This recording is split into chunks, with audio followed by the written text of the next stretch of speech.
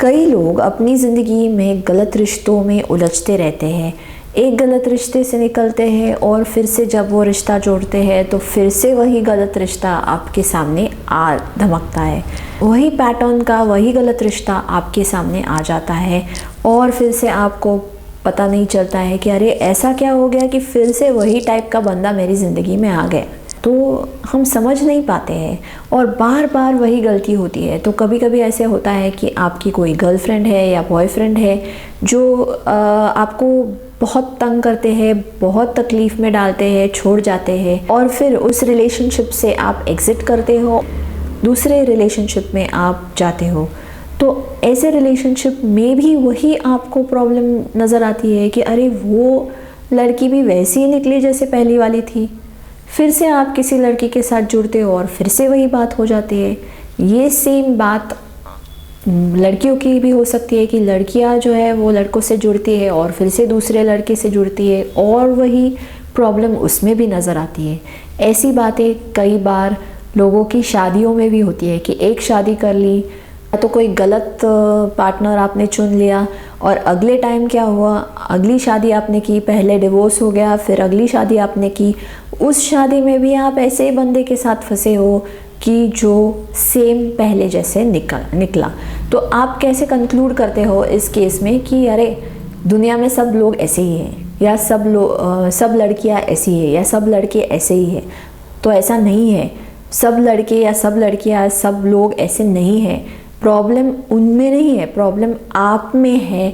आप जान ही नहीं पा रहे हो कि आप खुद ही ऐसे लोगों के साथ जुड़ना चाह रहे हो जो आपके लिए गलत हो। तो कभी क्या होता है इन केसेस में हम बोलते हैं कि अरे मेरी किस्मत ही ख़राब है, लोग ही ख़राब है, दुनिया ही ख़राब है और हम चुपचाप बैठ जाते हैं। तो ऐसा नहीं है। आपको निराश होने की कोई ज़रूरत नहीं, दुखी होने की ज़रूरत नहीं, बल्कि अगर आप कुछ चीज़ें समझ जाओ जो मैं इस वीडियो में बताऊँगी तो आप अगले टाइम किसी रिलेशनशिप में जाओगे तो वही पैटर्न आपको नहीं मिलेगा, वही लोग, वही टाइप के लोग आपसे नहीं जुड़ेंगे। तो अगर आप ये बातें समझ जाए तो आपकी ज़िंदगी में खुशियाँ लौट आ सकती है। तो इस वीडियो को एंड तक ज़रूर देखें और साथ साथ इन खुशियों के सफ़र में जुड़ने के लिए आप इस चैनल को ज़रूर सब्सक्राइब कीजिए। तो चलिए फिर हम जानते हैं कि ऐसा हमारे साथ क्यों होता है।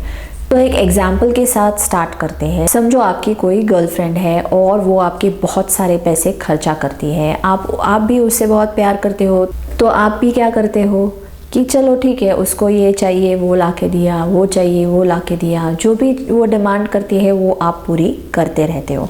और फिर एक दिन ऐसा पता चल जाता है कि वो आपके साथ सिर्फ इसलिए जुड़ी है क्योंकि उसको आपके पैसों से प्यार है। तो फिर आप बहुत निराश होते हैं, दुखी होते हैं, वो रिलेशनशिप से आप भाग निकलते हैं और कुछ दिन बीतने के बाद शायद आपको और कोई मिल जाती है, अच्छा लगने लगता है, फिर से आप उसके साथ जुड़ते हो और फिर क्या होता है, फिर से वही बात होने लगती है कि फिर से आपको कोई ऐसी लड़की मिल जाती है जो आपके पैसों से प्यार करती है, आपका बहुत सारा पैसा खर्चा करती है और आगे भी ऐसे ही होता रहता है।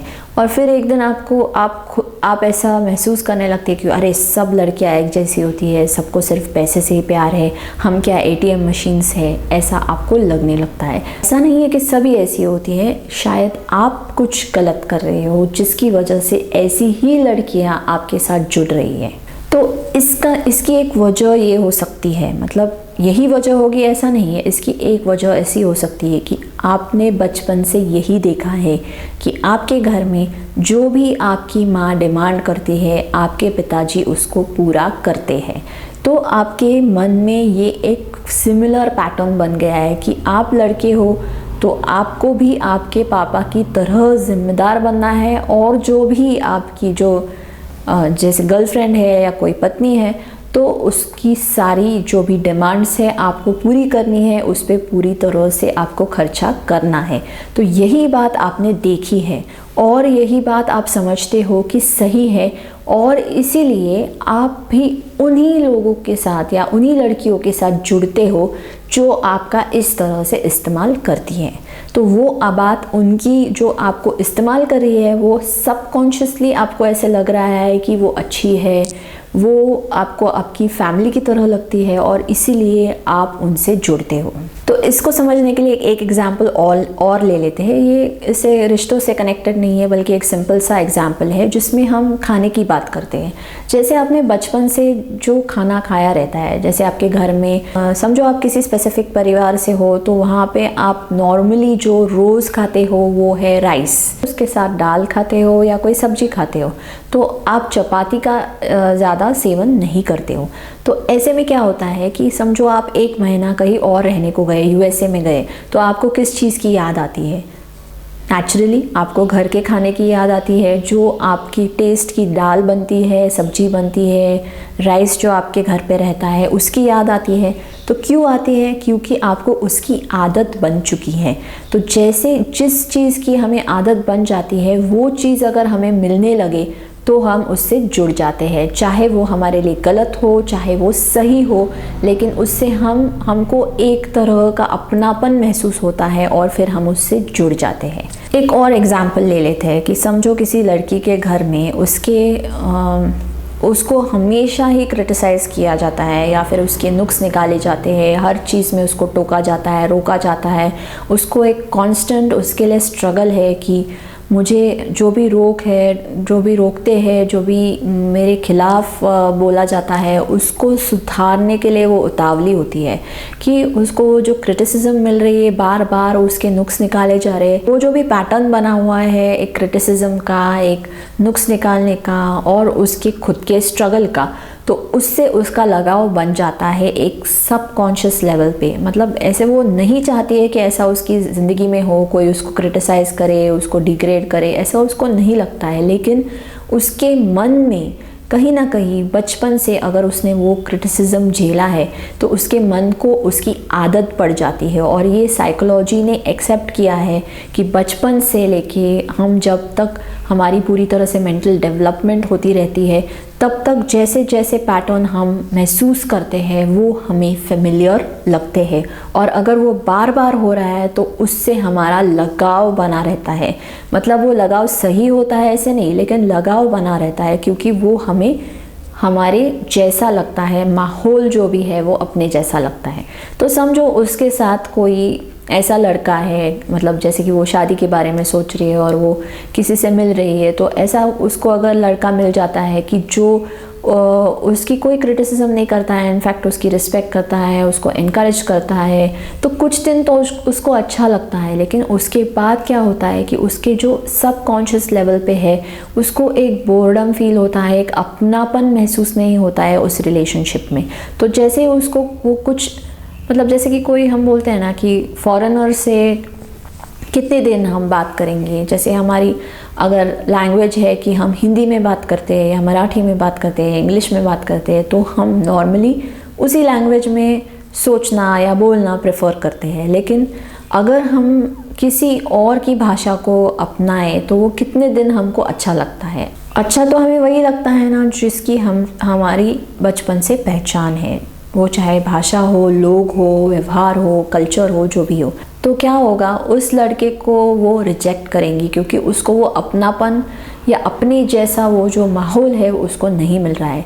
लेकिन वही बात अगर कोई और लड़का उसके साथ जुड़ रहा है और वो बहुत क्रिटिकल है, क्रिटिसाइज़ करता है, हर बात में नुक्स निकालता है, चाहे उसके नहीं निकाल रहा है, किसी और के निकाल रहा है, कुछ नुक्स निकाल रहा है, तो अभी उसका मन है ना जो उससे जुड़ने लगता है। क्यों जुड़ता है? इसलिए नहीं कि वो लड़का अच्छा है उसके लिए, इसलिए वो जुड़ने लगता है क्योंकि उसने वही देखा है बचपन से और उसके मन को उसकी आदत हो चुकी है।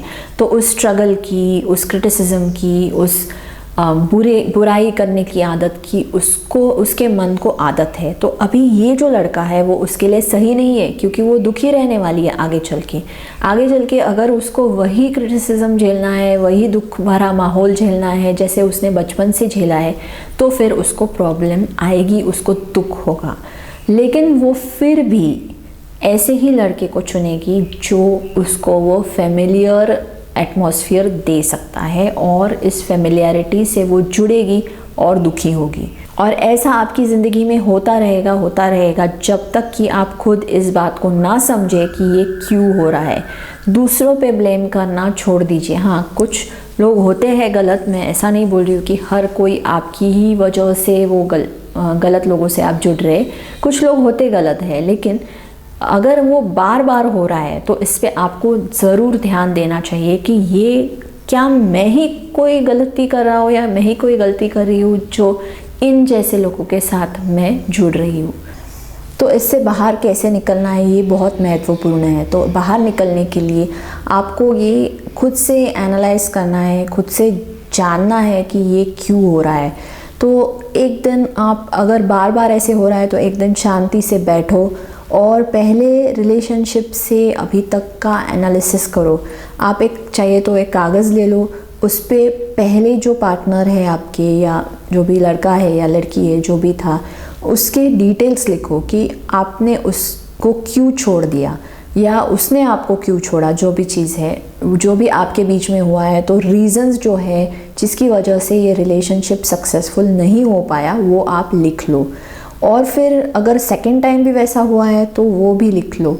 तो ऐसे अगर आप कॉमन फैक्टर देख रहे हो कि इन्हीं सेम वजह से मेरा रिलेशनशिप ब्रेकअप हुआ है या जो भी शादी थी वो टूट गई है, तो अभी आपको पीछे जाके देखना है आपके बचपन से लेके आज तक। तो आपको ये देखना है कि क्या बचपन में आपने वही माहौल देखा है, वही चीज़ें देखी है जिसकी वजह से ऐसे लोगों के प्रति आकर्षित हो रहे हैं जो आपके लिए गलत है। जिस तरह से मैंने आपको एक एग्जांपल दिया, जो बचपन से लेके कोई अगर आपकी क्रिटिसिज्म कर रहा है, आपको कभी तारीफ़ नहीं मिल रही है और फिर आप उन्हीं लोगों के साथ जुड़ रहे हैं जो आपके साथ वैसा ही व्यवहार कर रहे हैं, आपका इस्तेमाल कर रहे हैं, आपको क्रिटिसाइज़ कर रहे हैं, तो फिर आप खुश नहीं रह पाते हो। तो ऐसे लोगों को अवॉइड करना हमको सीखना है एक कॉन्शियस लेवल पे। तो जैसे ही आप किसी नए रिलेशनशिप में किसी नए रिलेशनशिप में जा रहे हो, तो ऐसे रिलेशनशिप में जुड़ते वक्त या उसमें इन्वॉल्व होते वक्त आपको ये जांच करनी पड़ेगी कि उस इंसान में क्या वही सेम क्वालिटीज़ है, बुरे या अच्छे। मैं ऐसा नहीं बोल रही हूँ कि वो बुरा है या वो बुरी है। ऐसा भी हो सकता है कि आपके लिए वो अच्छे नहीं हो, आपके लिए वो गलत हो। तो आपको बस ये देखना है कि आपको उनमें क्या अच्छा लगता है और आपको उनमें क्या बुरा लगता है। तो अगर वही सेम चीज़ें जो पिछले पार्टनर में आपको अच्छी और बुरी लगती है, सेम इसमें भी देख सकते हो, तो उस रिलेशनशिप में न जाना यही आपके लिए बेहतर है। तो ऐसा हो सकता है कि आपको बहुत सारा टेम्पटेशन हो कि अच्छा लगता हो उस इंसान के साथ, उसके साथ जुड़ने को मन करता हो, फिर भी आप उसके साथ ना जुड़े तो आपके लिए लॉन्ग टर्म के लिए बहुत बेनिफिशियल है। तो ये टेम्पटेशन आपको अवॉइड करना ही पड़ेगा और ये आपको बहुत कॉन्शियसली करना पड़ेगा, क्योंकि आपका जो मन है वो उसके साथ जुड़ना चाहेगा, क्योंकि उसको तो वो अपने जैसा ही लग रहा है ना, पहले जैसा माहौल था, पहले जैसा था। तो एक जो अपना बोलते हैं ना, जो लगाव बन जाता है, किसी चीज़ की आदत पड़ जाती है, जैसे हम बोलते हैं कि दुख की भी एक आदत पड़ जाती है लोगों को, तो वही दुख अगर आपको यहाँ पे मिल रहा है तो वो सही नहीं है आपके लिए। उस रिलेशनशिप को टाइम रहते ही क्विट करना आपके लिए बेहतर होगा। तो ये आप ज़रूर ध्यान में रखिए। अगर बार बार आपका ब्रेकअप हो रहा है या शादी टूट रही है, जो भी है, तो ये आप गलत इंसान के साथ अगले टाइम नहीं जुड़ोगे अगर ये प्रोसेस आपने फॉलो किया। तो होप सो ये आपको काम में आए और आपके रिलेशनशिप्स में सुधार आए, आप खुश रह पाए। तो अगर ये बातें आपको काम में आए तो फिर ये वीडियो दूसरों के साथ शेयर करना मत भूलना, क्योंकि उनको भी शायद यही प्रॉब्लम्स आती होगी और उनको भी फ़ायदा ज़रूर पहुंचेगा। तो अगले वीडियो में आपसे मुलाकात होगी एक नए टॉपिक के साथ।